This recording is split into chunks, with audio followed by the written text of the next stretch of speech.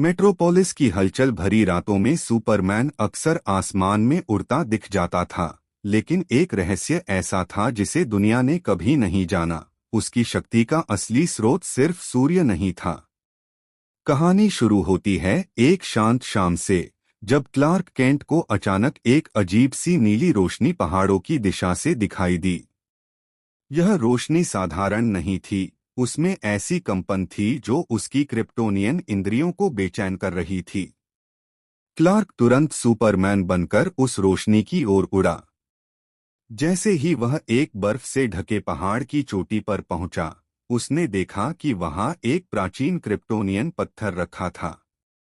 यह वही पत्थर था जिसे उसके पिता जोरेल ने हजारों साल पहले धरती पर छुपाकर रखा था। इसका नाम था अजूरा कोर। अजूरा कोर में सूर्य जैसी ऊर्जा थी, लेकिन उससे भी मजबूत। यह दिल की भावनाओं से संचालित होती थी। शक्ति तभी सक्रिय होती जब उसमें सच्चाई, करुणा और साहस से भरा दिल हो। सुपरमैन जैसे ही पत्थर के पास खड़ा हुआ, पत्थर चमकने लगा। एक होलोग्राम उभरा, जोरेल का।